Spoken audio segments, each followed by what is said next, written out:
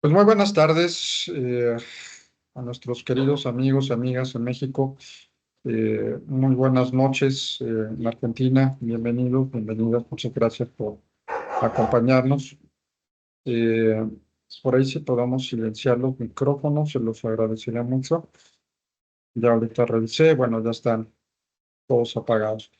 Bien, pues para nosotros verdaderamente un gusto tener en esta segunda generación la participación nuevamente del doctor Roberto Ramírez. Eh, Estaba platicando con Roberto de que fue muy interesante la sesión que nos dio al grupo de la primera generación con el tema de los derechos humanos con una perspectiva de la característica sobre la progresividad. Ustedes saben que uno de los elementos es que pues vamos caminando, no se detienen, pero la pregunta es que ya nos hemos puesto a analizar en algunas otras ocasiones, si en este andar de los derechos humanos, en este camino de los derechos humanos, vamos realmente en la progresividad o estamos yendo en un camino no correcto, quizá de la libertad al libertinaje. Por acá, Roberto nos ha hecho favor de tener un material muy interesante que con gusto, si nos los permite Roberto, se los compartiremos. Y pues antes de cederle el uso de la voz, quisiera dar algunos antecedentes curriculares de nuestro invitado de esta ocasión, a quien le tengo un gran aprecio. Somos colegas y compañeros de la cátedra en el doctorado. Y bueno, pues ya con una gran experiencia por acá, algunos ya lo conocen, al mismísimo doctor Roberto Ramírez, toda una institución. Bien, pues simplemente mencionar algunos antecedentes. Él es licenciado en Derecho, maestro en Gobierno y Asuntos Públicos, así como doctor en Derecho y postdoctor en Derecho. Ha tenido diferentes distinciones, entre ellas me permito mencionar la de Caballero Comendador de la Educación por su notable contribución al campo de la educación y de la investigación. Asimismo, dentro de sus actividades, dentro del órgano jurisdiccional en el cual actualmente colabora, eh, es académico, catedrático de diversas instituciones en los programas principalmente de doctorado, licenciatura, maestría, doctorado, entre algunas universidades que mencionaré, como la Universidad Durango, Campus Morelia, la Universidad La Salle, Campus Morelia, la Universidad Latina de América, la Universidad Michoacana de San Nicolás de Hidalgo, la UNIVA, Universidad Católica, la Universidad de Celaya y la Universidad del Centro del Bajío, entre muchas otras más. Bueno, pues no me resta más que cederle el uso de la voz a nuestro invitado de esta sesión, al doctor Roberto Ramírez. Y bueno, pues Roberto, bienvenido nuevamente, muchas gracias por acompañarnos y pues te cedemos el uso de la voz. Muchísimas gracias. Adelante, Roberto. Muy buenas tardes. Antes que nada, agradezco la invitación al doctor Sergio Orellano Rabiela por este espacio que me permite estar el día de hoy aquí con ustedes en esta segunda generación del postdoctorado internacional en Derechos Humanos. Gracias, doctor Sergio. Como ya lo anunció él, en su momento somos compañeros de cátedra, somos amigos y hemos por ahí coincidido en varias ocasiones en este tema de la investigación de los derechos humanos. No sé, doctor, si hay inconveniente que yo pueda compartir la presentación para ir manejando los tiempos. Adelante, por favor. Sí, adelante. Perfecto. Veo por aquí algunas caras y nombres conocidos, algunos compañeros también ya que he tenido el gusto de compartir algún otro espacio, alguna otra cátedra, ¿no? Muchas gracias por estar el día de hoy aquí. Sé que es un grupo muy nutrido. El tema por sí mismo es interesante, creo yo.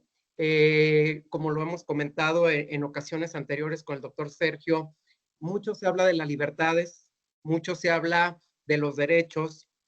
Creo que hablar nuevamente vamos a partir de un concepto muy básico, porque sé que ustedes lo dominan a la perfección, que son los derechos humanos, ¿no? ¿Hacia dónde vamos? Tengo entendido que ya tuvieron una ponencia también sobre el futuro de los derechos humanos. Pareciera que todo es siempre progresividad, como lo decía el doctor.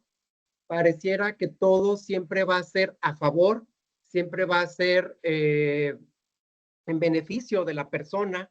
Recordemos que el punto de partida o cómo se centra el estudio y la investigación de los derechos humanos, pues es la dignidad de la persona, ¿no? Por el simple hecho de serlo.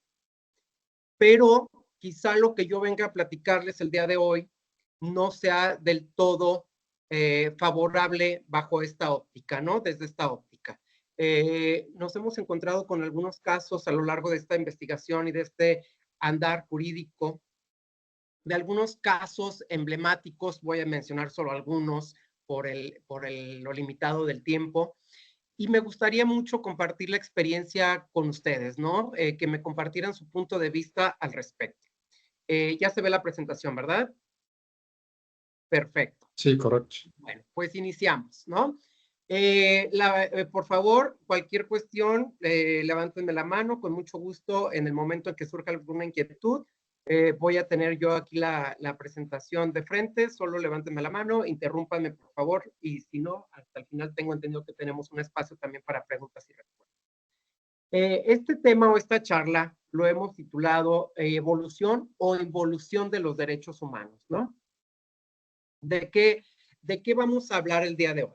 Pongo aquí algunas imágenes para darnos una idea o formarnos un criterio, una primera aproximación sobre lo que versará esta plática. En la primera de las imágenes, aquí en la lámina, nos dice, cambia tu corazón, change your heart, change the world. Si cambias el corazón, cambias el mundo, ¿no? Aquí también podría ser, si cambias la mente, cambias al mundo, cambias al universo, ¿no? En la segunda imagen que tengo proyectada, vemos que nos dice, tú nos interesas, tú nos importas. El amor es igual. ¿Qué importa? Nosotros seguimos, nosotros estamos contigo, ¿no? En la tercera imagen vemos lo que pareciera ser algunos refugiados, alguien que está apoyando a otros. Si somos un poco observadores, nos podemos percatar que se trata de una persona de raza negra, ¿no? Perteneciente, quizá podemos formarnos una idea, una imagen, algún grupo étnico, otro país, como un intercambio cultural. Vemos que hay una ayuda. En fin, las imágenes y el lenguaje no nada más es oral, sino que también es escrito, ¿no? La expresión es lo que entendemos y por ello es que me gusta partir siempre con este tipo de imágenes.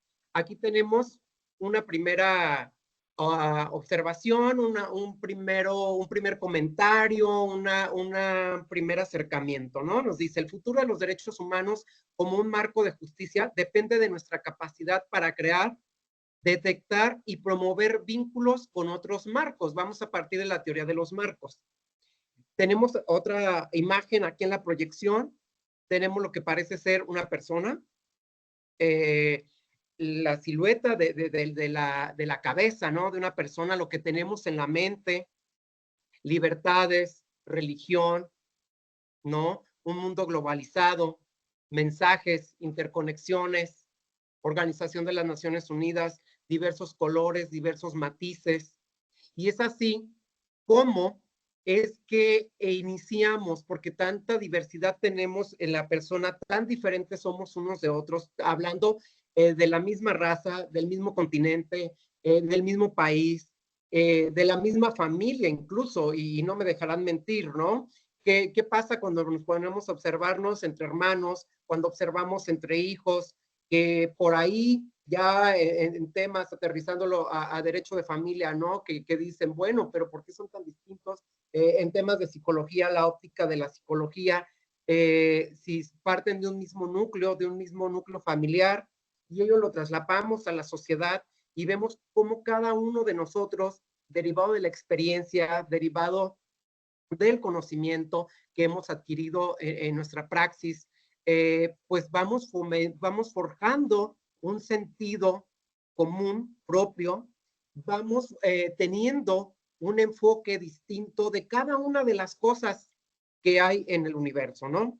Y ese universo hay que entenderlo como el campo del derecho, ¿no? Que tan amplio es que por eso encontramos diversas materias, por eso encontramos diversas regulaciones, y por ello esta ardua labor de investigación, de difusión, de protección de los derechos humanos. ¿Qué pasó?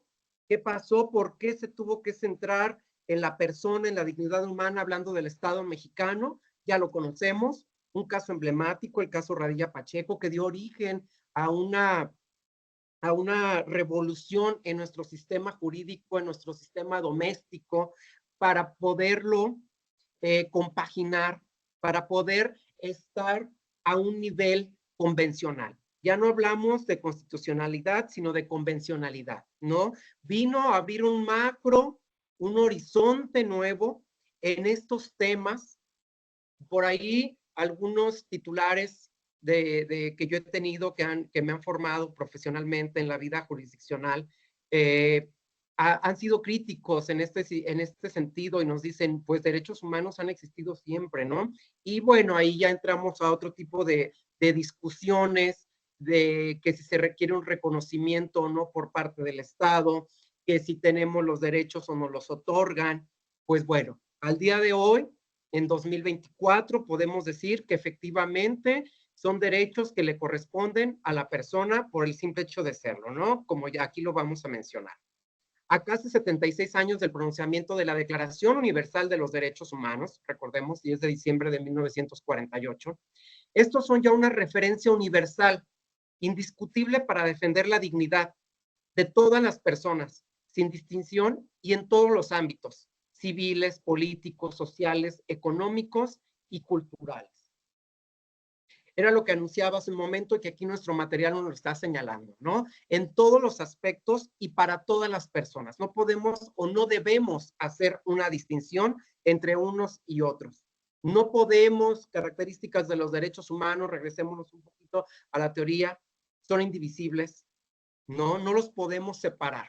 De ahí que venga esta idea, de ahí que venga esta postura, esta ideología, esta defensa, esta lucha de los que somos precursores, y me atrevo a decir somos porque el hecho de estar aquí, y los felicito, hago un paréntesis, el hecho de estar cursando este postdoctorado y de tener esta inquietud de darnos a la tarea de investigar y de seguir fomentando, incrementando nuestro conocimiento, es digno de reconocerse, ¿no? Entonces, ¿qué pasa? Los derechos humanos son normas que regulan el pleno respeto a la dignidad humana, ya que señalan las condiciones básicas, ojo aquí, básicas, es decir, mínimas para la propia vida humana y promueven valores fundamentales de convivencia. Recordemos que el ser humano, pues estamos inmersos en una sociedad, ¿no? Pertenecemos a una sociedad y existen reglas de convivencia que precisamente el derecho viene a regular, ¿no? Como normas universales que son, devienen obligatorias para los estados y deben cumplirse globalmente y sin excepción alguna. Ok, aquí partimos de estos postulados, lo entendemos de manera tajante, de manera textual. Quienes ya me conocen, que hemos compartido algunos otros espacios en cátedras como la interpretación, la argumentación, pues aquí atendemos a la literalidad, ¿sí? Interpretación gramatical. Es decir, acudimos precisamente a esta declaración, acudimos a la norma fundante, acudimos a nuestra Constitución y no nos queda más que entender esas condiciones básicas que vemos aquí en pantalla y que son ejes rectores para poder convivir, para poder relacionarnos y que de ahí derivan precisamente derechos. Pero también, recordemos, materia civil, clase de obligaciones, también vienen obligaciones que debemos de cumplir. No todo es derecho, no todo es tengo derecho a. Yo necesito, yo quiero, yo lucho, yo reconozco, quiero que me reconozcan, perdón. Una ardua batalla por los derechos humanos.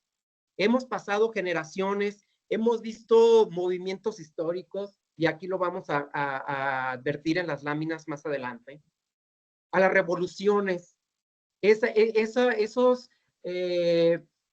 puntos, esos focos rojos en la sociedad que claman por un reconocimiento. ¿no? Y que lo sabemos y que históricamente hay grupos vulnerados. ¿Qué pasa con las mujeres? Que tenemos varias mujeres aquí en el aula. ¿Qué pasa con los indígenas? ¿Qué pasa con las razas afroamericanas, afrodescendientes, afromexicanas, ¿no? ¿Cómo vemos que hay distinción? ¿Cómo se hace el sectorizado y polarizado la sociedad? De ahí que me venga una inquietud, una primera interrogante. ¿A quiénes protegen entonces los derechos humanos? Pues basta remitirnos, como lo dije hace un momento, a la propia declaración, la que nos indica que los derechos humanos son inherentes a todos los seres humanos, sin distinción de raza, sexo, nacionalidad, etnia, lengua, religión o cualquier otra condición. Para que esos derechos se reconozcan y se apliquen a alguien, basta con ser humano. Es la única condición que nos impone la propia declaración, que tengamos la calidad de ser humano, ¿sí? Porque su titularidad corresponde a todas y cada una de las personas. Ojo, no los otorga ningún Estado. Es decir, yo ya por el simple hecho de ser humano, ya cuento con derechos, ¿sí? No necesito que nadie venga como generaciones anteriores y me digan, tú, Roberto Ramírez Suárez, tienes derecho a. Yo, Estado mexicano, en mi caso, te reconozco estos derechos. Anteriormente, en el sistema o en el modelo mexicano anterior, hablábamos de garantías individuales, ¿no? Ahora hablamos precisamente de derechos. Ya no necesito que me lo reconozca, ya no necesito que me los dote el Estado. Yo tengo esos derechos, simplemente por el hecho de ser humano. Estoy muy enfático en esta parte porque nos va a servir para el segundo apartado de esta plática, donde vemos o vamos a advertir cuando se empieza a distorsionar, a desconfigurar esta institución, todo lo bonito. Por eso les decía, quizá no vayan a compartir conmigo, o quizás sí vamos a compaginar, ¿no? O vamos a visualizar de la misma manera. Los argumentos a favor de los derechos humanos son muchos, son bastantes. Hay muchos mucho teórico, mucho trabajo que revisar, mucho por hacer, ¿no? Los defensores de los derechos humanos nunca están tranquilos, nunca van a terminar con esa labor. ¿Por qué? Porque simplemente, pues, los derechos van cambiando, ¿no? Las necesidades humanas van evolucionando. Porque su permanente foco en la dignidad humana ofrece una base firme para el concepto de las libertades. De ahí que si ya alcanzamos un escaño, ahora queremos uno más. A ver, no me es suficiente, y lo centro en mujeres, no me es suficiente con que me reconozcas el derecho al voto. Ahora también quiero participar de manera activa en la vida pública de mi país. Quiero votar, pero también ser votado. ¿Sí me explico? Entonces, esa libertad nos conlleva a otra libertad. Y esa libertad, a su vez, se va a reflejar en una posteriormente. La Declaración Universal no previó, y creo que ni podía prever, los nuevos retos que surgirían con el transcurso del tiempo en torno a nuevas realidades. ¿Qué pasa con la inteligencia artificial? Que la maestra Claudia Sotomayor aquí creo que es una experta en esos temas. La privacidad digital, el desafío ambiental del cambio climático, que pone en peligro cuestiones tan fundamentales como los derechos a la vida, la alimentación, la vivienda, la salud. Todo este constante movimiento en el que estamos nosotros como seres humanos, como sociedad, nos genera nuevas, como lo dice aquí la lámina, nuevas realidades que debemos de comprender y que debemos de regular. No todo, como lo dije, es libertad.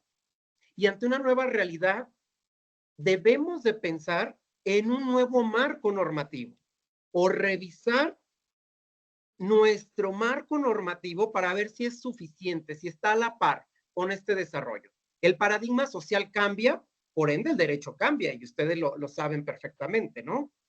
Trabajamos con la ley.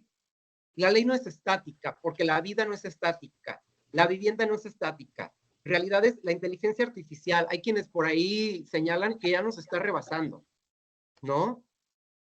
¿Qué pasa? ¿Qué pasa con ese desarrollo en la tecnología, porque de ahí viene precisamente. No podemos entender la inteligencia artificial si no comprendemos un desarrollo y un avance en la tecnología, porque es lo que le da el origen, ¿no?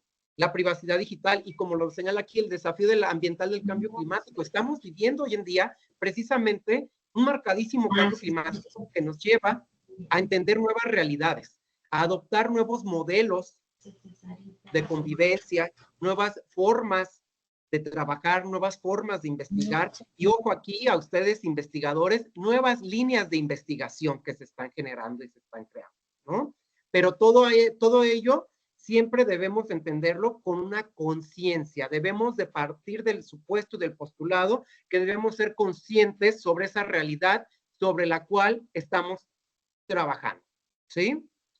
Retomando, la Declaración Universal es un documento vivo que sigue sirviendo de base para afrontar un horizonte temporal al concreto para acabar con violaciones de la dignidad humana. Un horizonte temporal.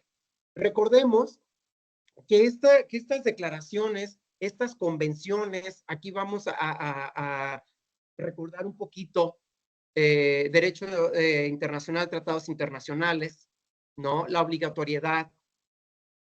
¿Qué pasa? Precisamente estas convenciones son el resultado de unas medidas que se deben de adoptar por los estados que forman parte de la misma para resolver una situación jurídica que se está generando entre o el conglomerado. Es decir, el tejido social está generando esa realidad que no estaba prevista, ¿sí? Lo señalo yo siempre. Las conductas, pues las desplegamos por inercia. Tomamos un bolígrafo, una pluma, interactuamos, pero no sabemos hasta qué punto podemos generar una intromisión, una violación, una restricción al derecho de los terceros. De ahí precisamente que surjan este tipo de estudios y este tipo de documentos y de pactos internacionales que nos viene a señalar y que nos viene a neutralizar esas fuerzas en la sociedad, ¿sí? Y obviamente que tienen por objeto evitar cualquier transgresión o cualquier violación de derechos humanos. Perfecto. Entonces, ¿qué debemos de entender por derecho humano? Que les decía yo, vamos a partir de una definición muy concreta, muy sencilla, que ustedes ya conocen, ¿no? Son la base de la libertad, la justicia y la paz en el mundo. ¿Si habrá paz mundial? Pregunto yo. Hemos visto estallidos de guerra, hemos visto conatos de revoluciones, hemos visto enfrentamientos, hemos visto el levantamiento en armas, hemos visto cómo la sociedad clama cada vez más por una impartición de justicia, y si lo aterrizamos a nuestra Constitución mexicana, artículo 17, pronta, completa, imparcial, ¿no? Entonces, si partimos de esta base sólida que nos dice aquí que es la libertad, la justicia y la paz en el mundo, vemos cómo el espectro se amplía todavía más, porque ahí influyen varias disciplinas y ahí estamos inmersos todos los seres humanos, todos los operadores jurídicos, todos los protectores, propulsores de derechos humanos.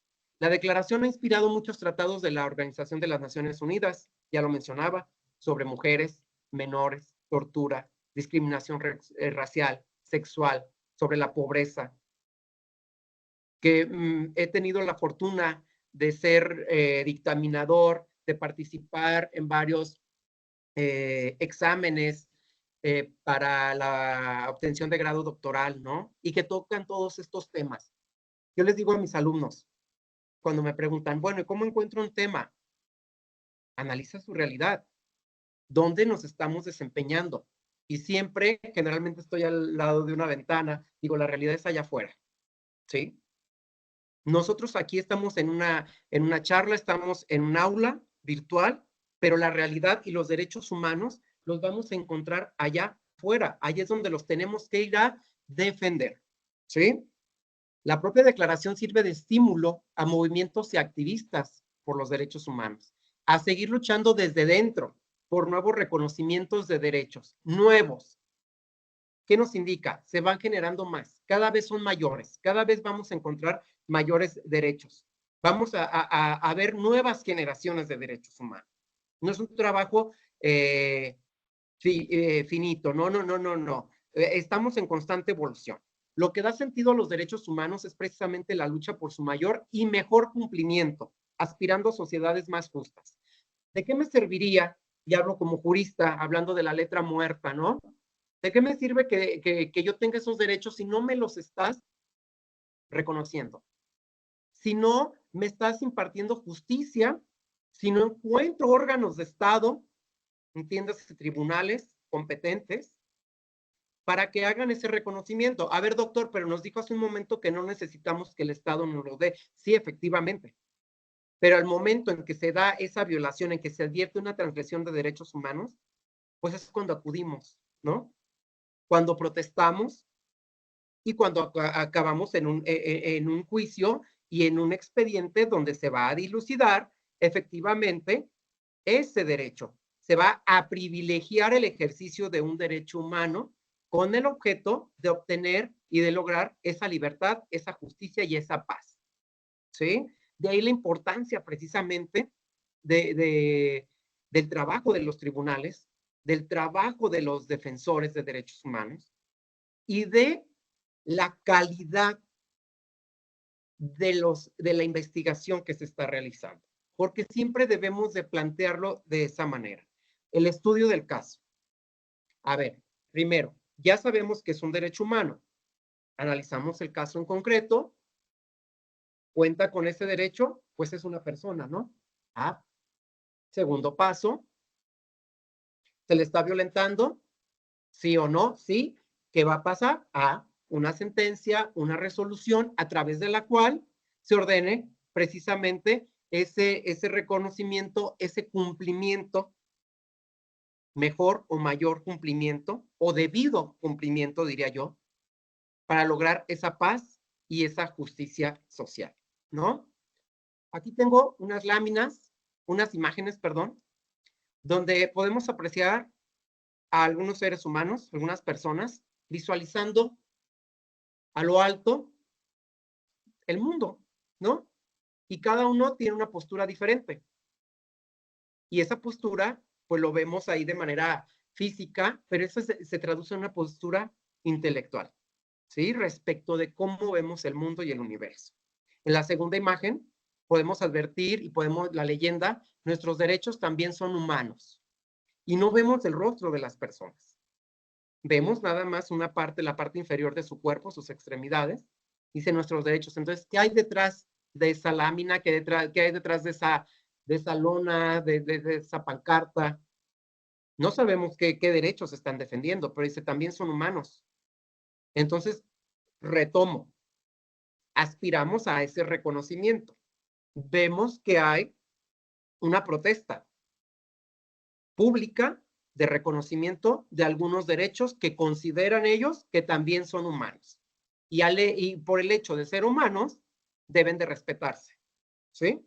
Y se deben de cumplir. Aquí me voy a referir a un escritor académico y político canadiense, ¿no? Ignatieff.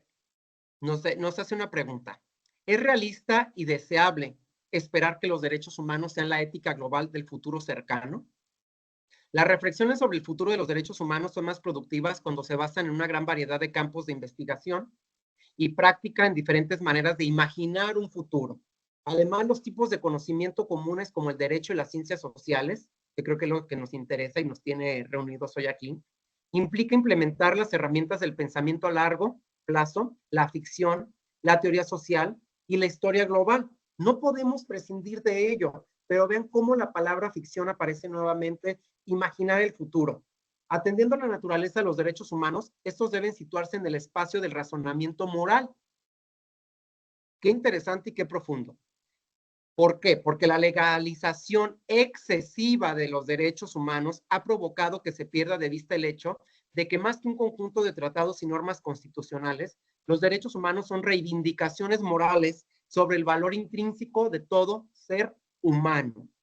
No solo se pregunta si los derechos humanos constituyen una teoría ética robusta, sino también si se trata de una ética que afecta la conducta cotidiana y las virtudes ordinarias de las personas.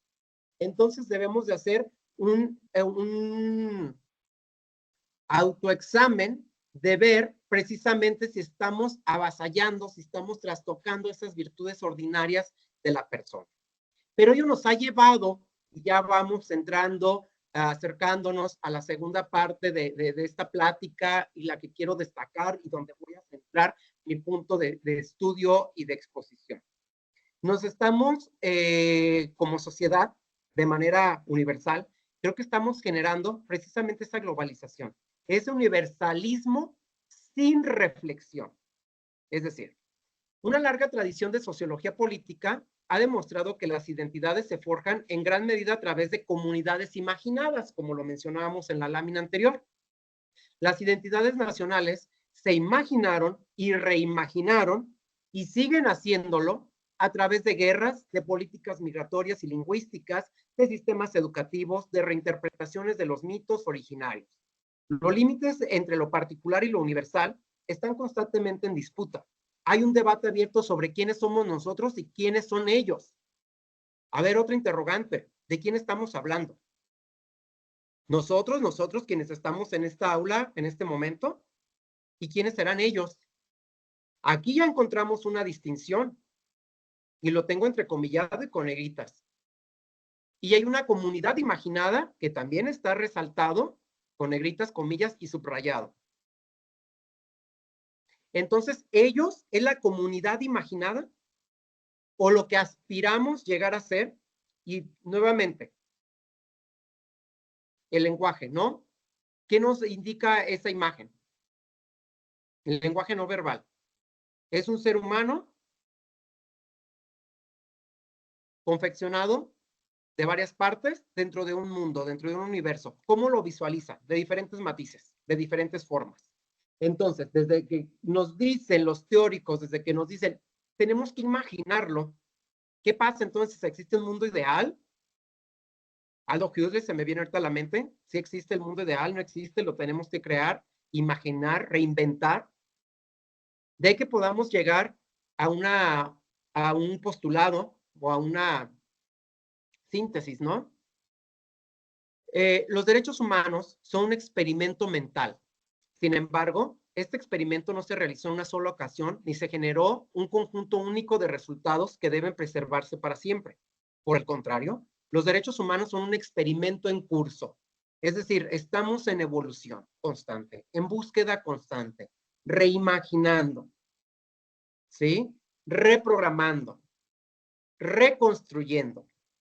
Tanto la teoría como la práctica de los movimientos sociales, que como ya lo mencioné, son el origen precisamente de todos estos estudios, de todos estos reconocimientos, proporcionan elementos útiles para una tarea de redefinición constante, es decir, no está acabado, no es un trabajo acabado, finito, sino que debemos de seguir elaborándolo, ¿no? Los estudios sobre la teoría de los marcos han mostrado que los cambios sociales dependen de que los activistas que los defienden, y aquí es como se conforma la propia teoría de los marcos, muy resumida, que logren, primer paso, la creación del marco, es decir, construir y reconstruir marcos que den identidad al movimiento. Vamos a tratar ahora sobre una comunidad. A ver, la comunidad indígena del estado de Guanajuato, del estado de Michoacán, México, ¿no? Vamos a crear, vamos a construir, para que se pueda tener un eco entre la audiencia, es decir, resonancia entre los marcos. ¿A quién? ¿Ante quién voy a apelar? ¿A quién apelo este reconocimiento? Pues al Estado, ¿no? ¿Por medio de qué?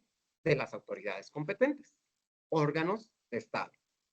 Y finalmente, lograr esa vinculación entre los marcos, es decir, que se puede establecer el vínculo con discursos y agendas de otros movimientos. Ya identificamos un problema, ya identificamos una necesidad, ya logramos advertir dónde se generó una vulneración de derechos humanos, y ahora lo que nos interesa es precisamente lograr esa vinculación. De ahí a que entonces, ante este panorama, ante toda esta libertad, todo este marco de derechos humanos, todo este reconocimiento que tiene por objeto abatir el lastre que hemos tenido, ¿no? De manera universal. Hago un paréntesis y me pregunto, ¿estamos frente a una evolución o a una involución de derechos humanos? ¿Qué va a pasar? ¿O qué está pasando? No qué va a pasar, porque ya es una realidad. Aquí vamos a partir de lo básico. ¿Qué nos dice la Real Academia Española? ¿Qué es evolucionar? Es precisamente, nos dice, dicho de un organismo de otra cosa, desenvolverse o desarrollarse pasando de un estado a otro. Transformarse es un sinónimo, cambiar, desarrollarse, progresar. Mudar de actitud, de conducta, de propósito. Desplazarse, describiendo curvas, vueltas. Virar, moverse. Dicho de una teoría, de una idea, desarrollarse o transformarse. Es decir, evolucionar nos genera y nos lleva a la palabra cambio, progreso, transformación. Por su parte, involucionar, nos menciona la propia academia, que es la detención y retroceso de una evolución, ya sea biológica, política, cultural o económica. Un sinónimo de involucionar sería la regresión. Y su antónimo, pues, es obviamente la evolución o progreso, como ya lo analizamos en la lámina anterior. Partiendo de estos dos conceptos básicos, evolucionar e involucionar, quiero tocar un tema que, como ya lo dije, ya es una realidad. Y dentro de este marco, dentro de este reconocimiento, dentro de todos estos estudios, dentro de todas estas referencias, dentro de todos estos estallidos, donde están los activistas sociales, donde están trabajando los tribunales, donde están trabajando las autoridades, los estados que conforman los pactos internacionales, nos encontramos con los derechos transespecie. Este es el punto al que quería llegar. Aquí en la imagen vemos, advertimos, creo yo, ustedes me dirán lo contrario, a tres tipos de personas, ¿no?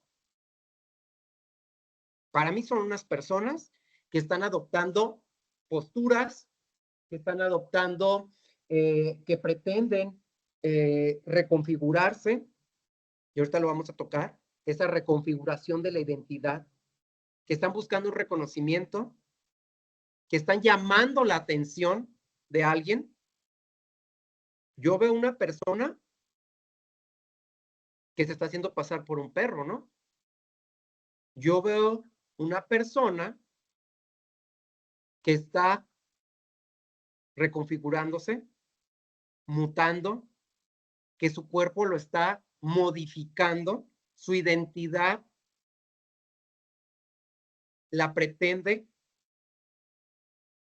evolucionar desde su óptica en un animal. Veo otra persona que no va caminando como ser humano, que no va caminando como persona, va caminando como una especie animal. Y ahorita me podrán decir, me podrán refutar ustedes, pues es parte de las libertades de las que nos habló, doctor. Es parte de ese reconocimiento y es parte de la paz que se está buscando. Desde el momento en que yo reconozco a estas personas, a estas tres vertientes, y me permito aceptar o asimilar, ahí regresamos a nuestro concepto original, ahí está precisamente la paz. Porque no vamos a entrar en conflictos, no vamos a entrar en disputa. Pero yo lo que vengo a decirles precisamente es, y a hablar, es de estos conflictos y de estas disputas que jurídicamente se están generando. El término transespecie hace referencia a aquellas personas que no se identifican como seres humanos, sino como especie animal. ¿Qué pasó en Alemania? En la estación del metro. ¿no? En Potsdamer Platz se congregaron numerosas personas para expresar su identidad como seres transespecie. Esta manifestación tuvo lugar en pleno corazón, estoy hablando del año 2023, de la estación del metro.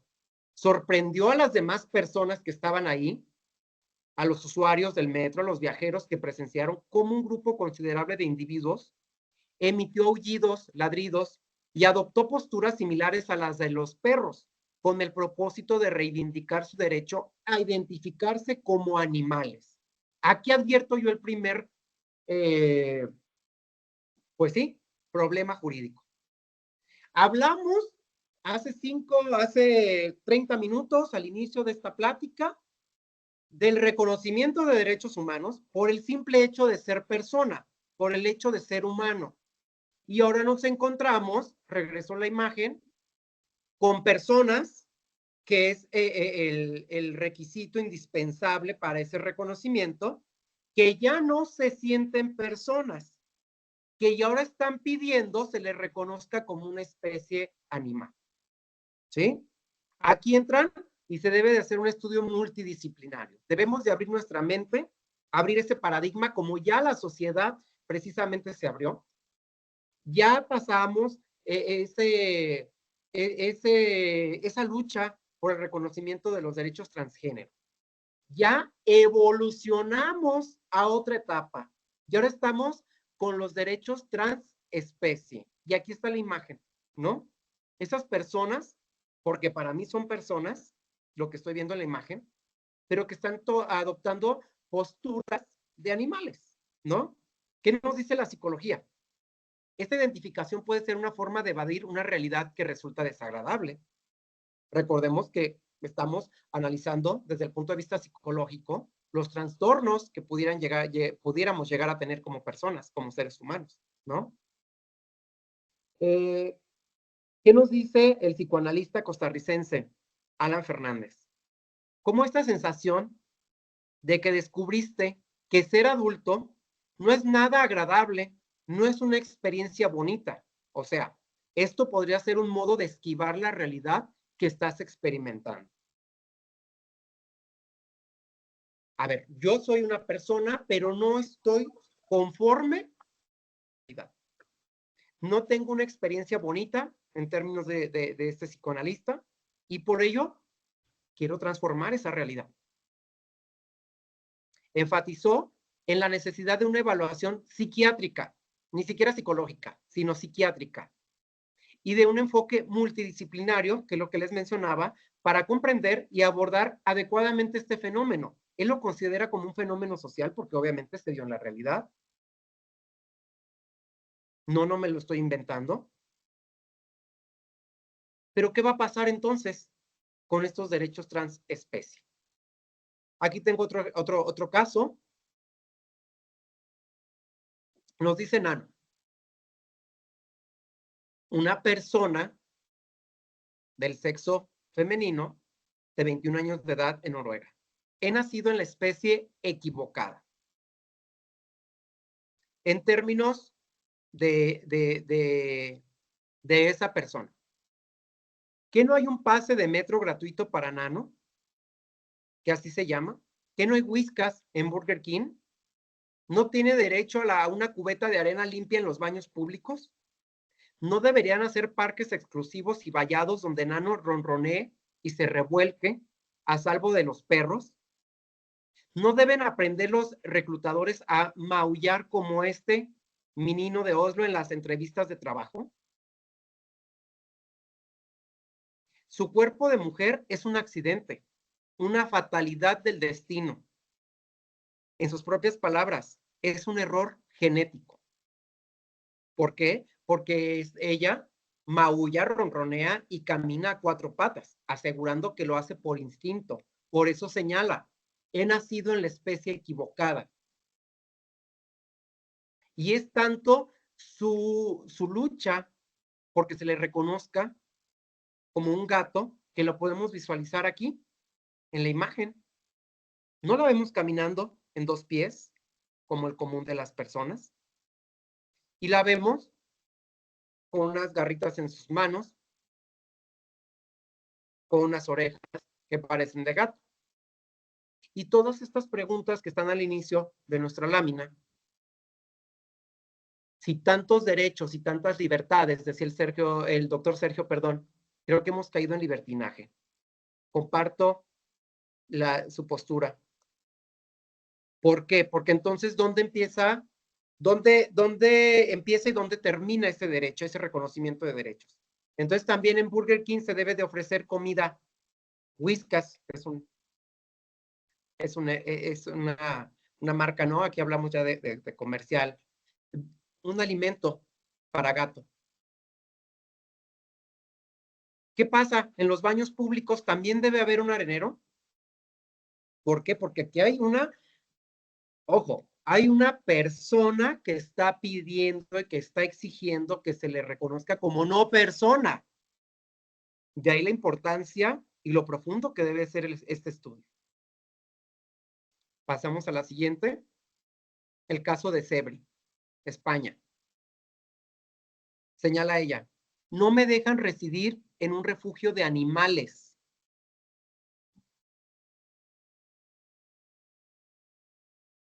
Dice ella estar cansada de explicar que no se siente cebra, sino que es una cebra y punto. Son sus palabras. No me siento, soy cebra. Las personas transespecie seguimos luchando, señala, para conseguir nuestros derechos en pleno siglo XXI. Nuestra identidad no es un debate. Ella ama ser una cebra, ya que hay cosas peores en esta vida como ser un humano aburrido y básico. Analicemos lo que está entrecomillado. Ser un humano aburrido y básico. Entonces el aburrimiento nos va a llevar a esta transformación. Vemos aquí cómo internautas, porque ha sido muy criticada y muy atacada en redes sociales, dice, entonces una cebra no conduce. Si eres una cebra, ¿qué significa ser cebra? Porque yo en la imagen veo a una mujer, los rasgos fisonómicos de una persona del sexo femenino. Y esa persona, por el hecho de serlo, cuenta con derechos humanos. De ahí que está exigiendo el reconocimiento. Nos dice ella, solicito a la gente que me respete como al resto de cebras, así como que me permitan convivir con ellas. No me voy a rendir ante la violencia especista. Es una férrea defensora de los derechos transespecie. Por ello les decía, ya pasamos a otra generación. Ya la mujer que vemos en la imagen no está pidiendo el reconocimiento de los derechos como mujer, sino que está luchando porque ahora se le reconozca, pero como una cebra. Y es atacada. Y desde su perspectiva, es vulnerada en sus derechos, ¿no?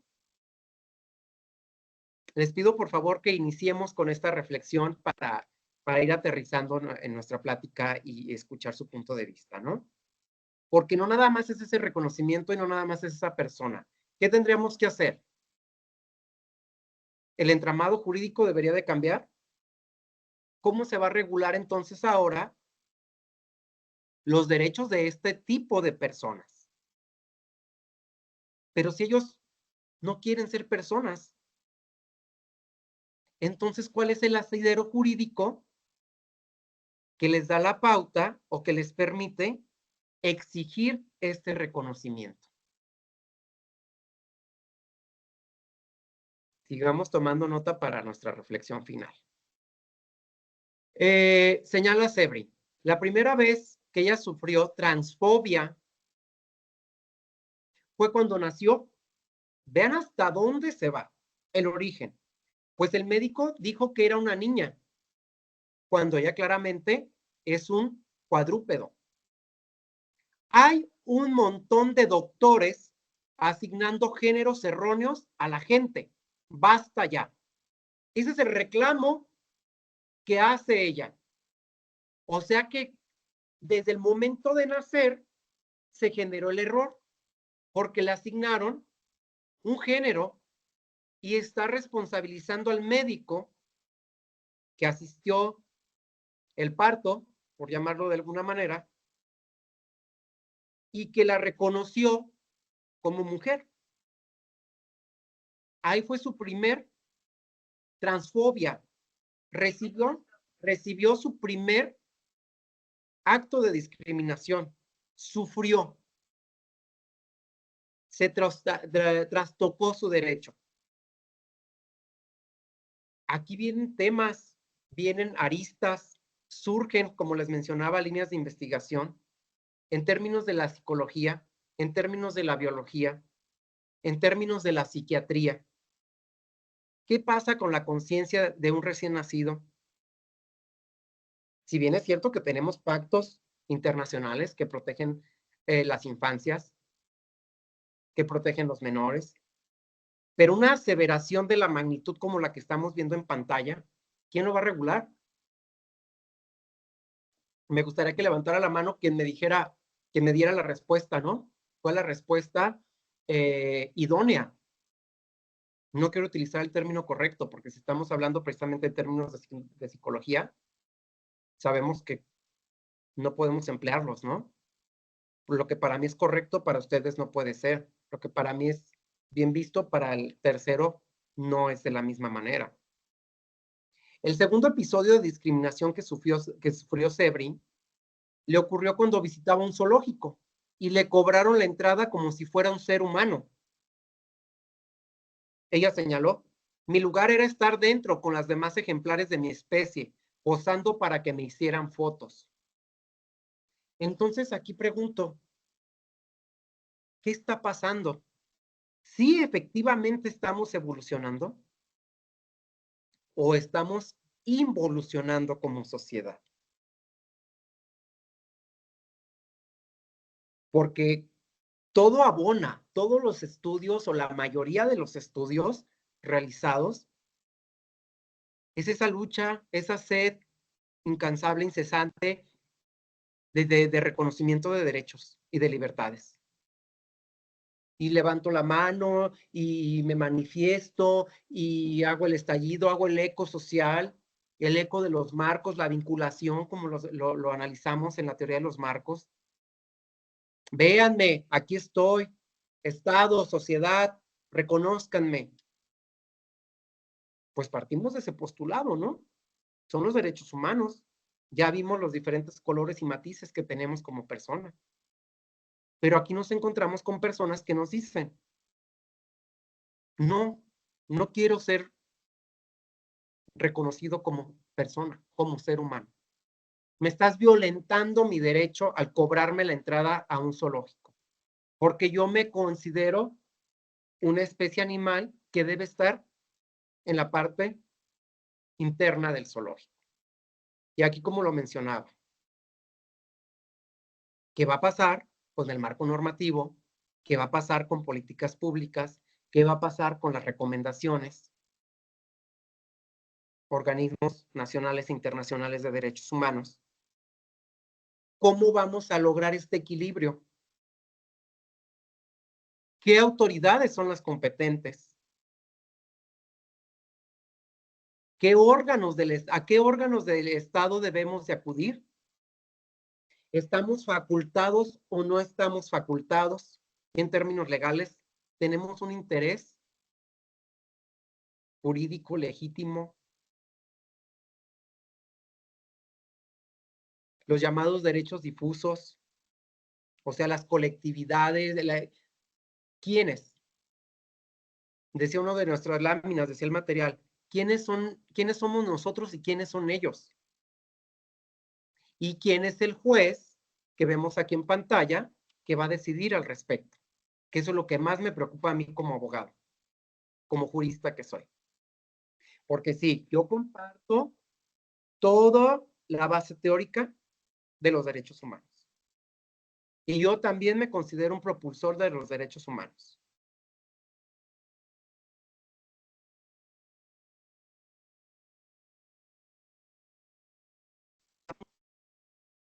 Con todo respeto les digo, yo no comulgo con ello.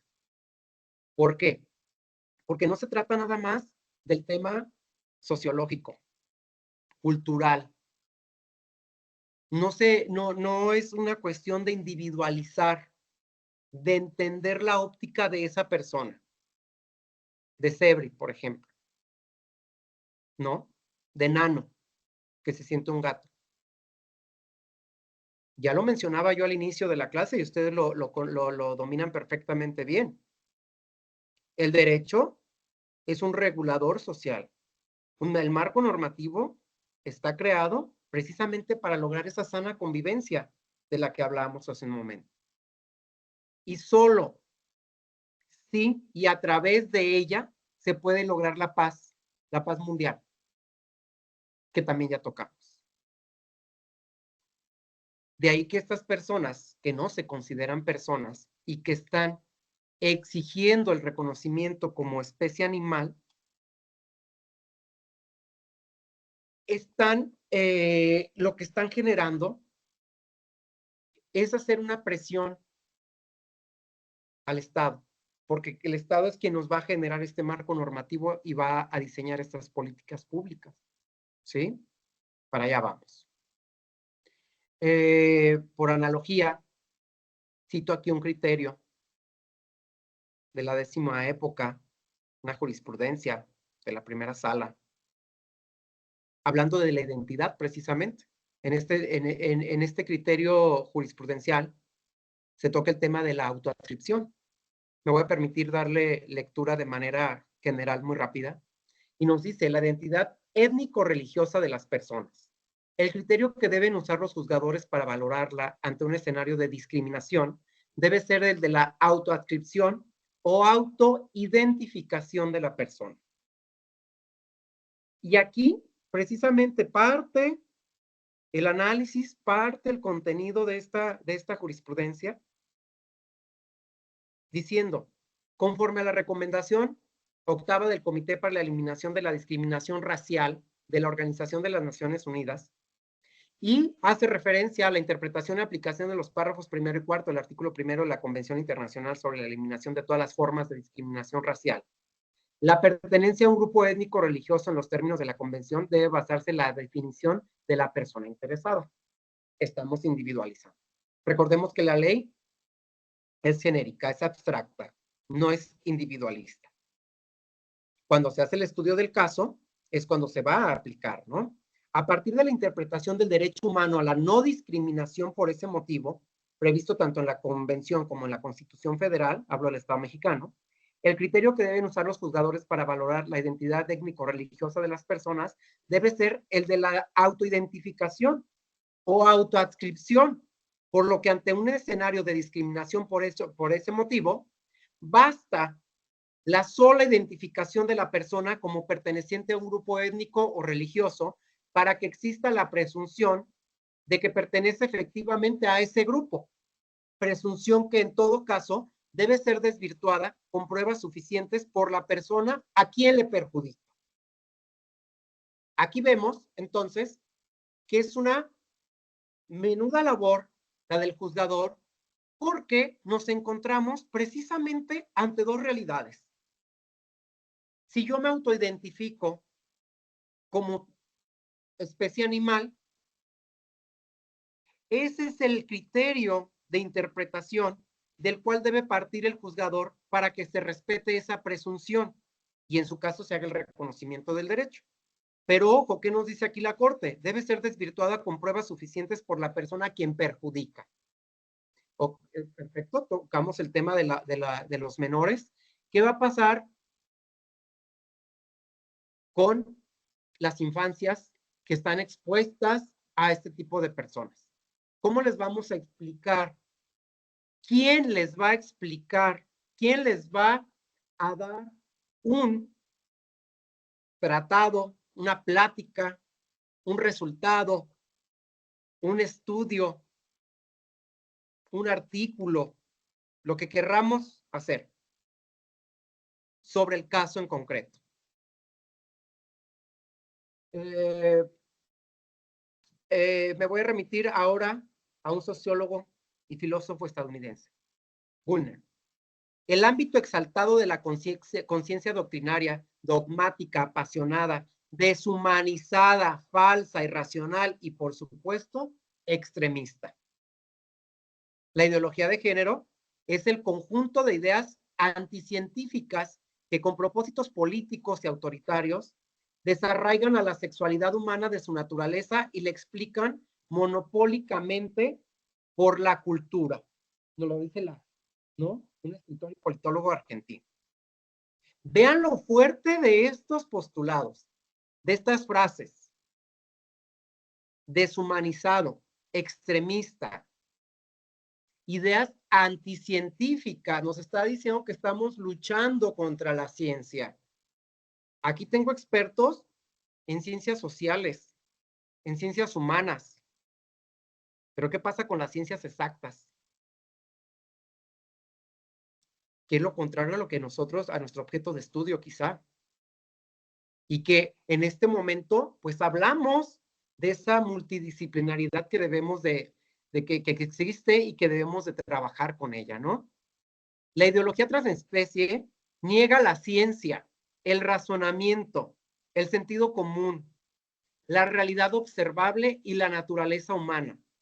Plantea que son irrelevantes tanto nuestra genética como nuestro ADN, nuestras hormonas, porque son una imposición cultural, ya que lo único relevante es nuestra percepción, nuestras fantasías y nuestros caprichos.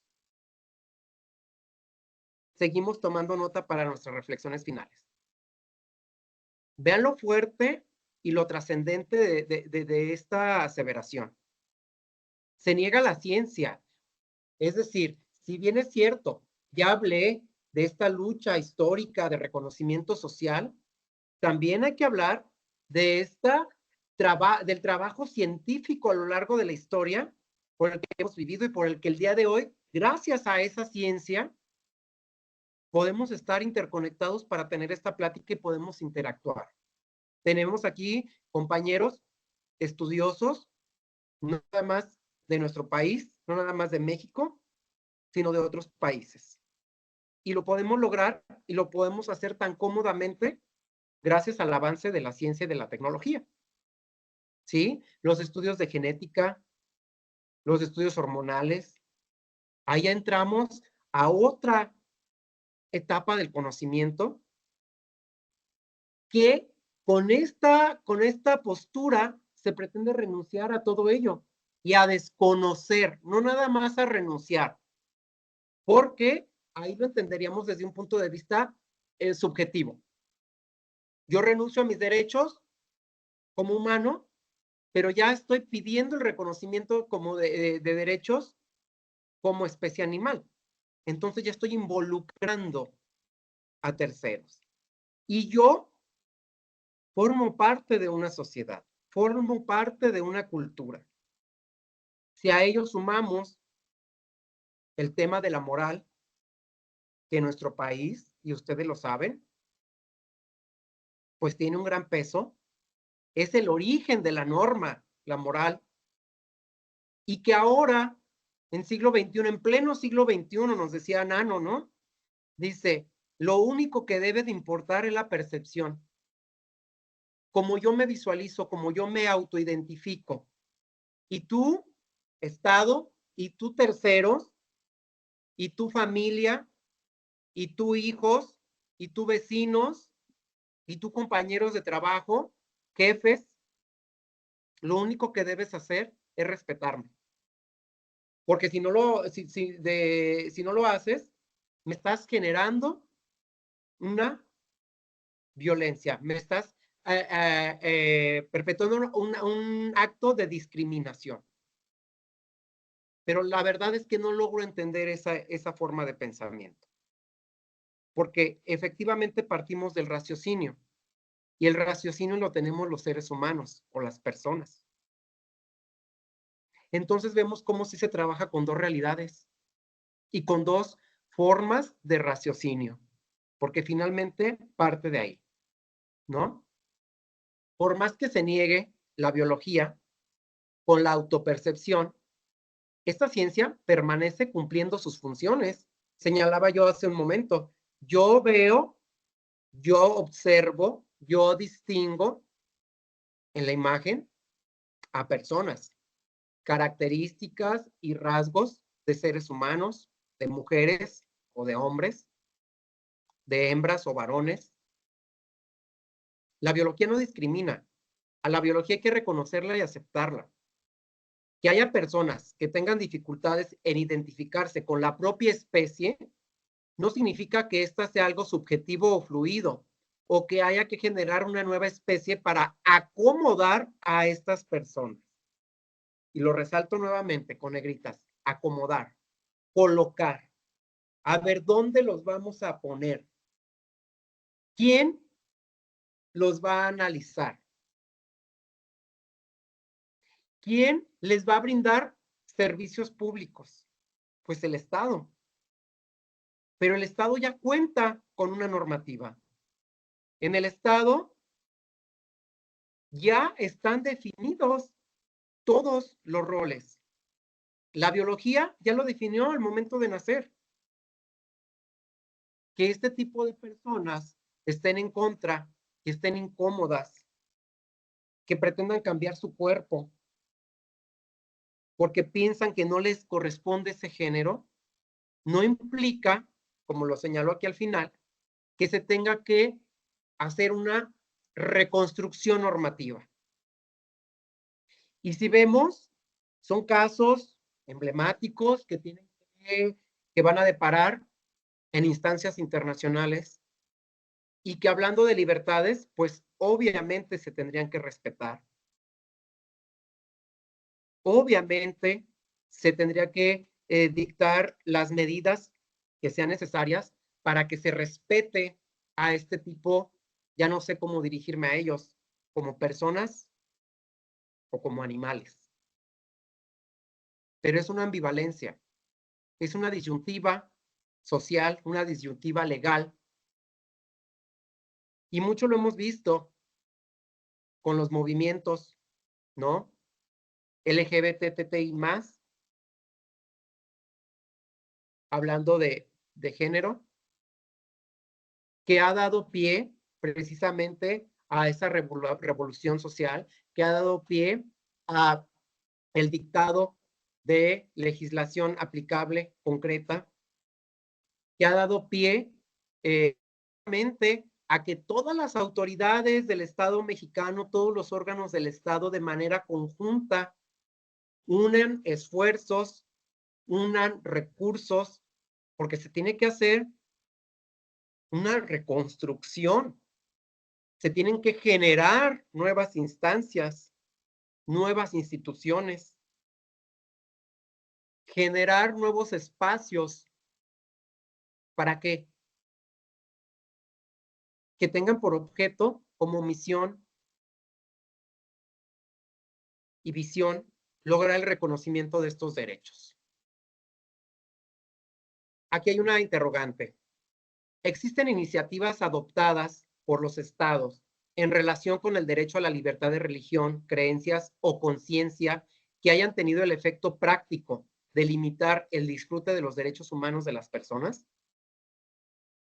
Las personas pueden actuar según sus valores morales personales y negarse a obedecer una orden superior que vaya contra estos. Un derecho fundamental que parte del derecho a la libertad, pero para la ONU queda supeditado a la ideología que impone. ¿Sí? Aquí tenemos que transitar en varios puntos. Tenemos que hacer un recorrido, una línea de tiempo quizá, para poder comprender el fenómeno y adoctrinar, lograr un adoctrinamiento en la educación. Nos tenemos que reeducar. Debemos de entender que esas transiciones físicas, que consiste precisamente en el cambio del cuerpo, ya sea de manera temporal, de manera definitiva, de manera permanente, se está dando y ya lo visualizamos, ya lo advertimos. Entonces nos va a ser muy difícil trabajar con esa realidad, creo yo, porque tenemos que también trabajar de manera psicológica, acudir a terapia psicológica las personas involucradas, para lograr esto, lograr comprender estos nuevos patrones y estas nuevas conductas de pensamiento y de comportamiento. Se deben de generar programas de orientación, políticas públicas. Ahí es donde está el Estado, ahí es donde está la labor. Y eso lo vamos a encontrar en la Constitución local, en la Constitución federal, en los códigos civiles. ¿Sí? ¿Cómo entonces vamos a lograr este equilibrio en la sociedad? ¿Cómo se va a lograr la paz mundial si día a día se están generando nuevos comportamientos, nuevas conductas, nuevos estallidos, nuevas quejas sociales? Que todo ello deriva precisamente de la libertad que nos otorgan los derechos humanos, precisamente de la óptica, de la teoría, de ese reconocimiento mundial, global, con que contamos como personas, como seres humanos. Será válido que yo acuda a un órgano de gobierno, a un órgano de Estado, a una autoridad, a exigir un reconocimiento de derechos que está en una segunda generación, por llamarlo de alguna forma, porque para acudir, para que a mí me reconozcan, tengo que ser persona. Sin embargo, acudo a exigir que se me reconozca como no persona. Y me pregunto, entonces, ¿sí tendrán derecho o no tendrán derecho? ¿Trabajamos con personas o trabajamos con animales? ¿Quiénes? ¿Quiénes van a trabajar? Por mencionar algunos, es manera enunciativa, no limitativa. La Corte Interamericana de Derechos Humanos, la Suprema Corte de Justicia de la Nación del Estado mexicano, el Consejo Nacional para Prevenir la Discriminación, el Instituto Nacional Electoral, el Tribunal Electoral, la Comisión Nacional de los Derechos Humanos, todas las instancias, todas las autoridades que deben de intervenir. Como bien lo saben, estamos viviendo un proceso electoral en México. Acabamos de tener la jornada electoral. Estas personas cuentan con un empadronamiento, el Instituto Nacional Electoral. Entonces, como personas, siguen teniendo los derechos de personas. ¿Sí me explico? En el caso concreto, votar y ser votados. Pero además, se está abriendo un nuevo catálogo de derechos. Pretenden que se genere, que se cree un abanico de posibilidades, que es a través de nuestro artículo primero constitucional, es la gran puerta de entrada, como lo señalo siempre que tengo la oportunidad de tocar estos temas, porque ahí entonces el espectro ya se amplió y con base y fundamento en ello exigimos que se nos reconozca, pero que se nos reconozca lo que nosotros queremos que se nos reconozca. Entonces, ¿dónde quedó todo el trabajo científico, todo el trabajo elaborado previo, esta lucha incansable, incesante por la defensa de los derechos humanos? Y aquí tengo activistas en este grupo. Ustedes son investigadores, ustedes son personas a quienes les interesa el estudio, desarrollo y evolución de los derechos humanos. Pero ante esta realidad, ¿cómo debemos de actuar? Porque la primera respuesta sería, se traduce en una restricción. Entonces sí necesitaremos restricciones, que a la luz de los derechos humanos, esa palabra, ese término, esa acepción es muy fuerte y no debería de existir. Porque si hablamos de fomentar y de lograr esa libertad, ¿cómo es posible que ahora Roberto Ramírez venga y nos diga que se debe de restringir, de coartar estos derechos? Entonces ya estamos generando violencia, ya estamos discriminando. ¿Qué institución de las que tenemos aquí en pantalla será la encargada de resolver al respecto. Digo, tenemos instancias que analizarían el tema de fondo y tenemos instancias ejecutoras atendiendo a la naturaleza jurídica, ¿no? Atendiendo a su creación. Pero todo ello, y como lo menciono, aquí vemos 6.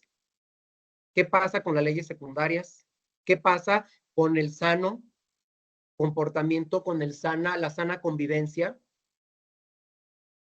Tanto se luchó y tanto se sigue luchando por el reconocimiento de la dignidad humana para que ahora los propios humanos pidamos que se nos reconozca como especie animal. No sé si soy yo el único que lo advierte. Los invito a ser sensibles y críticos, como lo mencionaba en un principio, porque es una realidad que ya nos alcanzó. Así como lo vemos en reformas a nuestras leyes procesales, que son necesarias, así como lo vemos en los criterios jurisprudenciales, nuestra Corte Interamericana de Derechos Humanos, que obviamente se enfoca en la defensa de los mismos, que son el punto de partida o la pauta a seguir para todos los estados miembros, la pauta y el ejemplo a seguir en temas relacionados con defensa y reconocimiento de derechos humanos. ¿Cómo creen que va a resolver cuando llegue el caso de Sebring, cuando llegue el caso de Nano? ¿Qué va a pesar más? ¿Qué nuevos comportamientos se van a desarrollar? O sea, ¿hasta dónde vamos a llegar o hasta qué punto debemos de parar? ¿O seguimos fomentándolos como lo hemos hecho hasta el día de hoy? ¿O bajo qué directrices o lineamientos? ¿Quién va a diseñar esos lineamientos? ¿Qué institución? ¿Qué país? ¿Qué estado? Hablando en términos de convivencia internacional. Hemos visto casos muy marcados de discriminación por países, por continentes, por entidades. Pero estos brotes que están surgiendo en la sociedad, ¿dónde vamos a ubicarlos, a acomodarlos, como decía la lámina anterior? No encuentro yo una respuesta contundente. No encuentro yo una forma de raciocinio congruente, porque ya lo mencionaba. Partimos de trabajo racional. Y para tener este trabajo racional, pues debemos ser personas. Pero las mismas personas estamos renunciando a esos derechos, pero con la calidad de persona exijo que se me reconozcan derechos que no son propios de la persona. No sé si me logro explicar. Creo que tenemos mucho trabajo por hacer. Aún la lucha por defensa de los derechos humanos no termina. Los felicito nuevamente por estar aquí el día de hoy. Agradezco el tiempo que me han prestado y espero que se haya generado no una, sino muchas inquietudes que me gustaría ahorita comentar con ustedes, ahorita que se abra el foro. ¿Por qué? Porque como estudiosos del derecho que son, como críticos, ese pensamiento crítico que se debe fomentar en los programas de maestrías, de doctorados, de postdoctorados, como es el caso, ¿a dónde nos va a llevar, no? Hay que reflexionar, hay que generar conciencia sobre lo que está pasando en la sociedad, sobre cómo se está generando un cambio, pero ese cambio está generando a su vez una transgresión de derechos y sobre todo una distorsión de la realidad. ¿Cómo le vamos a explicar a nuestros hijos entonces que nuestro vecino, nuestro compañero de trabajo ya dejó de ser humano y ahora es un ser animal, un ser vivo que se considera de la especie animal y que debemos de convivir y que ya el Estado le reconoció esa calidad y que cuenta con sus derechos y debemos de respetarlo? ¿Qué va a generar? ¿Cuáles serían las consecuencias jurídicas? Es lo que me interesa tratar con ustedes. Yo les agradezco mucho su tiempo nuevamente. Tengo aquí mis datos, mi correo electrónico, quedo a sus órdenes. Gracias, agradezco nuevamente al doctor Sergio por el espacio brindado y me gustaría escuchar las inquietudes, la conciencia, ¿sí? Esa forma de razonar y escucharlos, sobre todo a cada uno de ustedes. Muchas gracias por su tiempo. Muchas gracias, Roberto. Un tema verdaderamente importante, un tema que nos invita a pensar. Y bien, la misma pregunta está en el aire. ¿Vamos avanzando o vamos retrocediendo? ¿Estamos protegiendo o estamos en un ámbito ya de libertinaje bajo, yo creo que la parte fundamental que es el eje de esta plática, el libre desarrollo de la personalidad en cuanto a los transgéneros que comentabas ahorita, la parte de todo lo que está suscitando en los derechos que tenemos, pero también es importante, hay que considerar los límites, ¿no? O sea, hasta dónde debemos de llegar y cuál es este ámbito de argumentación y de ponderación cuando existan este tipo de circunstancias que nos ponen obviamente a reflexionar mucho, ¿no? Muchísimas gracias. No sé si alguien del foro quisiera hacer alguna pregunta, alguna observación, algún comentario a nuestro invitado. Adelante, Claudia. Buenas Buenas noches, ¿sí me noches, Claudia. escuchan? Sí, adelante. Bueno, a mí me parece una barbaridad, si quieren saber la verdad. Es decir, ya el transgénero me cuesta trabajo y ahora transespecie, bueno, directito al psiquiátrico. Es decir, si no se consideran personas, por ende no tienen derechos humanos. O sea, forget it. No hay manera. Este, ¿Cómo que ahora el primito es caballo? No, no puede ser. Entonces lo voy a montar y le voy a dar fuetazos para que camine. No, no es posible. Yo creo que a mí me parece que estamos llegando a unos límites inconcebibles, ¿no? Pero bueno, si no son personas, por ende, para mi punto de vista, no tienen derechos humanos. Y ya, para el psiquiátrico, y que se arreglen, y ya. Gracias. Muchas gracias, Claudia. Marianita, adelante, por favor. Mariana de Alba. Hola, ¿cómo están, compañeros? Bueno, aquí yo quisiera hacer una participación un poco más atendiendo a la cuestión empática de los individuos. Vamos a dejar de lado la cuestión de la regulación y de nuestros intereses como juristas y todo lo que esto conlleva, ¿no? Sino también me gustaría comentarles que yo como psicóloga, como he visto en las personas que sufren, no me ha tocado, la verdad, una persona con disforia de especie, porque pues no son tantas, pero sí me ha tocado convivir con personas que tienen disforia de género y sí es una situación bastante problemática porque las personas, créanmelo, que no la pasan bien, o sea, en su mente ellos realmente consideran que son hombres o que son mujeres y que hubo un error al momento de ser asignados. Yo considero que de acuerdo a cómo van las corrientes de derechos humanos y a cómo van las corrientes en el área de la medicina, previamente sí estaba dentro del catálogo del CIE-10, el doctor Genaro Vega, que lo maneja a la perfección, me podrá corregir si me equivoco, que estaba dentro del catálogo la cuestión de la disforia de género, que era precisamente eso, o sea, era catalogado como una enfermedad mental el hecho de que biológicamente no estuvieras siendo hombre o mujer conforme a tu identidad genital, ¿no? Ahorita tengo entendido que la disforia de género ya se sacó del catálogo del CIE-10 en la nueva versión. El DSM-5, que es el manual que utilizamos en psicología y en psiquiatría, que ya habla sobre trastornos mentales, al parecer lo sigue manteniendo, ¿no? Y ahí mismo se habla sobre datos muy interesantes sobre comorbilidad, o sea, habla de tasas altas de suicidio. ¿Por qué? Porque las personas lo pasan muy mal, o sea, imagínense amanecer un día en otra cosa que no son. porque para ellos es real, ¿no?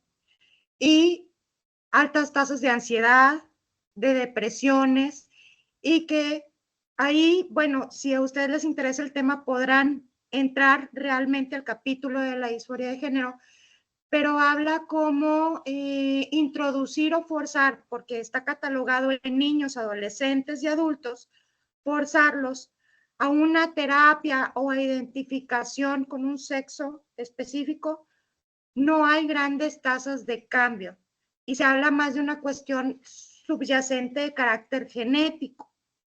Yo creo que hacia allá va nuestra sociedad, hacia un nivel un poco más de aceptación. Ya tendremos nosotros que, bueno, como sociedad y como juristas y las cortes internacionales y los países tendrán que determinar, ¿no?, los límites. Pero si es una problemática real de no una evolución del libertinaje, yo creo que siempre lo ha existido, nada más que antes no había la libertad de expresarlo, ¿no? Habría que hacernos también esa pregunta, ¿es algo nuevo o es algo que siempre estuvo en la mesa, pero la gente no podía decir cómo se sentía, ¿no? Lo dejo como reflexión.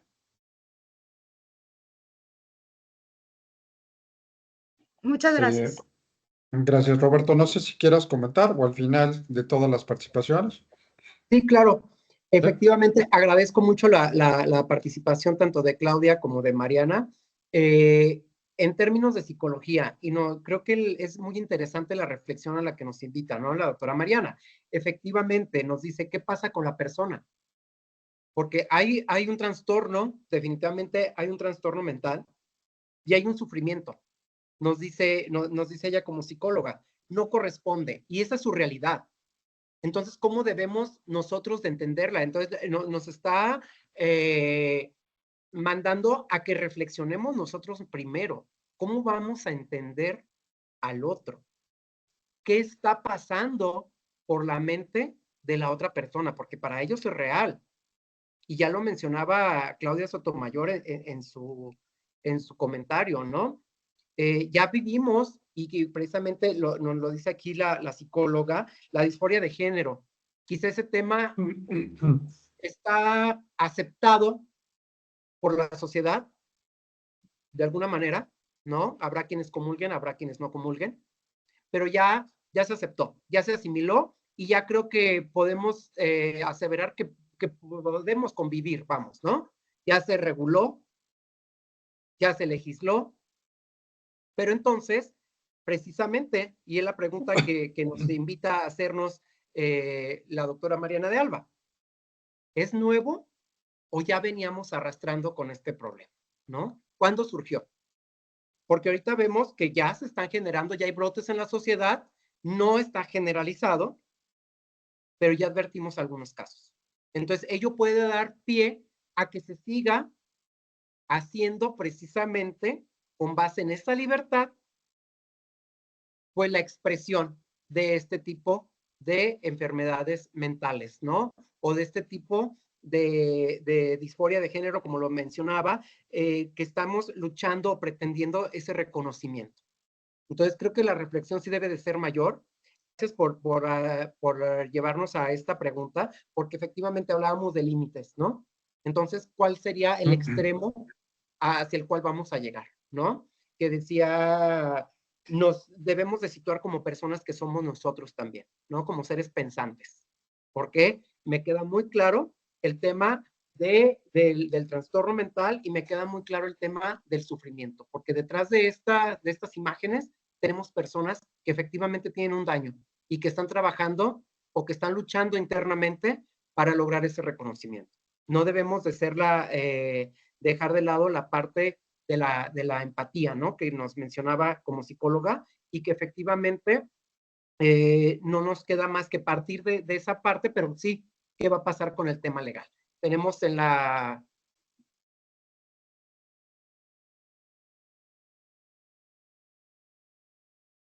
Sí, silencio. Perdón, tenemos a más participantes, doctor Sí. Genaro Vega. Está antes la doctora Magallanes, luego la doctora Gloria Besia y luego el doctor Genaro Vega. Perfecto. Si quieres, Entonces, vamos por orden de la doctora Magallanes. Adelante, por favor, doctora. Bueno, no prendo mi cámara porque tengo fallas de internet, entonces con puro audio, si me permiten. Mire, a mí lo que me llama mucho la atención es precisamente que en estas discusiones, digamos, de marcos legales, se genera también un lenguaje, o sea, un repertorio conceptual donde estamos hablando de transespecie. Entonces ya el hecho de que existe ese concepto y ya esté llevado, digamos, a los marcos de derechos humanos, habla efectivamente de que esta comunidad ya no es tan imaginada.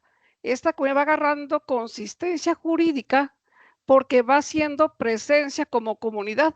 Entonces, si es una comunidad, y según lo poco que yo he revisado de esto que hemos estado viendo en estos cursos, cada comunidad o pueblo tiene derecho también, si como individuo tiene derecho a la libre autodefinición, entendido ya como comunidad, entiende que gana mayor peso esa autodefinición, mientras que transita entre ser apreciada o valorada por ciertos campos profesionales, en este caso los campos de la psiquiatría o la psicología, qué tanto es, digamos, o de la propia, digamos, profesión médica, qué tanto estamos ante unas transformaciones del cuerpo no, no propias de la dignidad humana o propios atentados contra la dignidad humana como especie, o qué tanto estamos precisamente hasta una nueva forma de entender el cuerpo, o sea, de autodefinición del cuerpo y de lo que es el cuerpo para cada quien. Bueno, también en esta reflexión que nos comparte el doctor, muy rica por cierto, encuentro precisamente que cómo también este propio lenguaje, estos propios usos de los medios de comunicación generan ciertos convencionalismos que van dando pauta a que en estos convencionalismos haya grupos sociales resistentes y otros más empáticos y otros, digamos, que estamos en espera de, no sé, de consolidación de nuevos roles sociológicos o nuevos roles sociales en la comunidad en la que estamos viviendo. Lo que ustedes mencionaban es efectivamente que en este caso, si las sociedades son parte, tiene un estadio imaginario y otro que se va materializando, creo que estamos en esas transiciones permanentes. Es recursivo, imaginar para darle materialidad, después darle materialidad para volver a imaginar. Y quizás no sé dónde está el riesgo. Y somos muy imaginativos como seres humanos y quizás nunca alcancemos la velocidad de los cambios sociales, alcancen los derechos humanos o los derechos humanos alcancen a los cambios comunitarios. Muchas gracias. Muchas gracias, doctora. Doctora Gloria Abesia, por favor, adelante. Gracias, doctor Sergio. Pues ya hemos comentado en la pasada que realmente la pregunta es hasta dónde llegan los derechos humanos. Creo que hay muchos derechos humanos por los que tenemos que seguir luchando, que sean justiciables, que adicionalmente existan garantías, como son todo el esquema de libertades, la libertad personal, sí la autoadscripción que ha tomado mucha fuerza es en relación con la autoadscripción indígena, por ejemplo, ¿no? Acaba de ser debate en materia electoral cuando un candidato autoadscribiéndose indígena quedó fuera del proceso electoral porque se decidió que no era una real autoadscripción, sino que se estaba haciendo un uso indebido de lo que podría ser una autoadscripción. Sí creo que en materia de derechos humanos, para ir tejiendo, por cierto, hoy cumple años la reforma constitucional en materia de derechos humanos en la Constitución, cumple 10 años, y nos ha costado trabajo adaptarnos al vocabulario, al lenguaje, acostumbrarnos también a deconstruir para construir. Y yo pienso que dependiendo de cada ciencia y desarrollo profesional que tengamos, puede verse de distintas formas. Hace poco vi una película en donde, pues hace poco más de un siglo, se veía a las personas LGTB o LGBT como enfermos psiquiátricos y se les sometía incluso a lobotomía. y en realidad pues hemos tenido que ir evolucionando lento para entender al grupo de la comunidad LGBT, que es bastante numeroso. Hemos ido batallando y se sigue batallando a diario en cómo serían nuestras reglas de trato a las personas que no pertenecemos a esa comunidad y cómo los vemos desde la justicia. No sé si comenté en la ocasión pasada que tuvimos un quejoso que de entrada nos dijo que se autoescribe como mujer y es hombre, y entonces el trato en la sentencia tenía que ser como mujer, la quejosa. Y se dolía de falta de atención médica, que aunque no lo concebimos a diario, pero la comunidad LGBT tiene necesidades de atención médica en cierto aspecto distintas de las personas que no pertenecen o no pertenecemos a esa comunidad, entonces hay que tratar de comprenderlas. Entonces, hay autoadscripciones en las que el tema es que tenemos la necesidad de abrir la mente para no partir de estereotipos. Sí, ciertamente nos genera mucho conflicto de que una persona se autoadscriba como de otra especie. No hemos tenido casos, al menos en el circuito al que yo pertenezco, en los que una persona se autoadscriba como alguna especie animal. Ciertamente será complicado, pero lo que decía el doctor Roberto resulta muy interesante porque depende de qué argumentación estamos partiendo. Puse un ejemplo, me parece la última ocasión que hablamos sobre ese tema, en cuanto a que en un ejercicio académico, que incluso fue pregunta de examen, elaborar un proyecto sobre el artículo 100 de la ley del Código Civil de Zacatecas, que prevé, regula el matrimonio, y como lo cuestionado fue que el matrimonio fuera entre dos personas, cuando los que se querían casar eran tres. Entonces, fue un debate entre el personal académico que evaluamos los exámenes, donde algunos decíamos, bueno, pues partiendo de la teoría de derechos humanos es correcto que esa norma no puede limitar a que el matrimonio sea entre dos personas. Y la Corte Mexicana acaba de resolver un asunto hace no más de 2 meses, en donde dijo que no podríamos declarar inconstitucional el artículo, sino que a partir de la base de que hay un número importante de familias, del concepto de familia. Entonces tenemos la familia de hombre y mujer, hombre, mujer y niños, mujer y niño o niños, y mujer, mamá, o sea, abuelita y niños. Entonces se describen distintos tipos de familia y entonces dijo la Corte, no hay por qué declarar inconstitucional el artículo.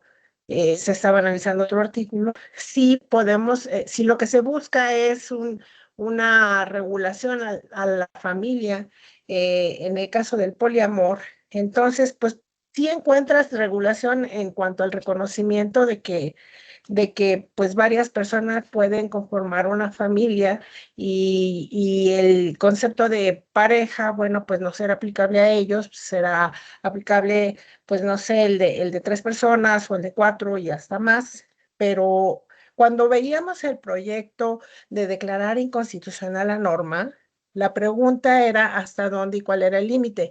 Y decíamos, el límite es la seguridad social, porque mucha gente quiere casarse así de 3, de 4 personas, contraer matrimonio, precisamente por garantizar los derechos morales, que no los tendrán otras personas, los derechos de seguridad social. Es decir, uno trabaja y tiene seguridad social en el Instituto Mexicano de Seguro Social, pues si se casan 4, entonces los 3 que no tienen ese derecho ante el Seguro Social, el derecho a pensión, el derecho a servicio médico, pues lo tendrán a partir del matrimonio. Entonces, sí, la pregunta va a ser en ese tipo de derechos, ¿hasta dónde? Y lo que lo va a ir delimitando, pues hasta este momento son las sentencias, porque lo que los juzgadores tenemos en mente es precisamente de construir los estereotipos para construir una apertura hacia lo que las personas desean, se autoadscriben y además requieren. Y en el caso que se comenta de la persona que se siente cebra o que se autoadscribe cebra o delfín, pues evidentemente no podríamos decirle que lo atienda el veterinario y que se va a vivir en un acuario, ¿no? Finalmente pasaría de la justicia, como lo que ocurre con las personas que son de alguna religión, en donde no se permiten las transfusiones, en que se le permite al Estado forzar la transfusión de sangre cuando lo que está en riesgo es la vida del paciente. Entonces, también creo que aquí la dificultad es que la justicia no es tan rápida como las personas vamos evolucionando. Es decir, este caso de la persona que necesitó la transfusión, no sé qué tan ágil haya sido porque es del sistema europeo, pero realmente si contamos los tiempos de la impartición de justicia en México, pues pareciera que hasta el quejoso se nos muere, ¿no? Necesitamos ser más ágiles en la justicia y precisamente en el tema de salud, pues hemos tratado de que vaya más allá del sentido común, que los asuntos se resuelvan de manera prioritaria, porque la ley de amparo ni la Constitución nos establecen una norma que diga que son urgentes. Entonces no podemos darle trato de urgentes, pero habemos algunos tribunales y juzgados que les damos trato prioritario. Pero aún así en trato prioritario, pues un juicio de amparo indirecto no queda concluido en menos de 6 meses, con toda la revisión.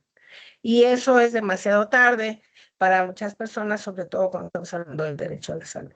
Entonces, la pregunta queda en el aire todavía y seguiremos construyendo a base de sentencias y jurisprudencia hasta dónde ciertos derechos, y hay otros que definitivamente todavía ni siquiera pensamos en eso, como el derecho a la libertad personal y el derecho a la vida. Gracias. Muchas gracias, doctora. Y por último tenemos la participación del doctor Genaro Vega. Adelante, doctor.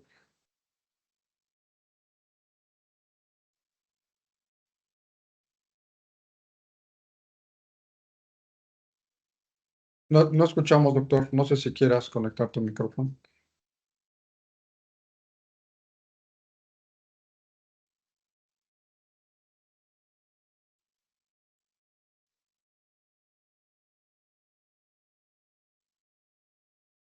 No sé si soy el único que no escucha. No, no se escucha. No se Doctor escucha. Genaro Vega, ¿puede activar su micrófono, por favor?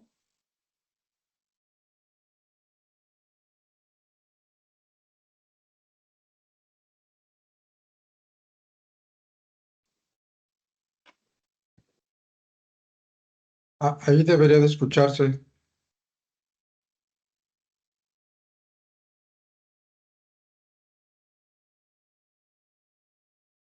Aparece que está liberado el micrófono, doctor, pero no te escuchamos.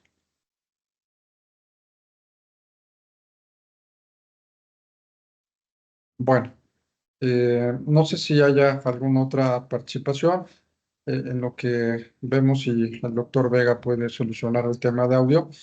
Y bueno, pues como ya hemos comentado, Roberto, creo que mucha polémica.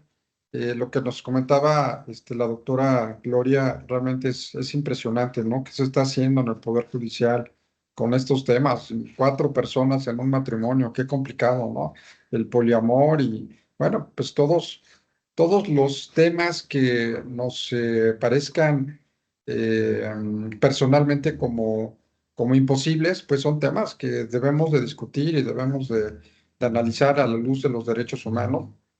Y bueno, como comentábamos, hay límites, ¿no? Y siempre la ponderación yo creo que va a ser un esquema muy importante para solucionar estos grandes debates, ¿no? Hasta dónde el respeto de un derecho puede inferir en la violación de otros derechos humanos y buscar esa armonía para saber cuál de estos es el que debe prevalecer, para que no se generen pues, los libertinajes y circunstancias que no tendrían fin, ¿no? De hecho, hay algunos autores, el doctor Ferrayol y algunos otros expertos internacionales que ya están trabajando sobre las obligaciones humanas, establecer ese contrapeso, ¿no?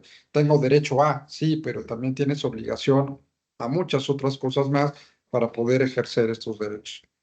Doctor Vega, no sé si pudimos solucionar tema de audio, ¿no? Bueno, no escuchamos.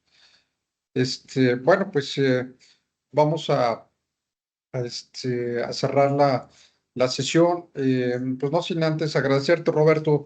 Se nos fue el tiempo rapidísimo, nos excedimos un poquito, pero creo que valió la pena por las intervenciones y de un tema sumamente importante.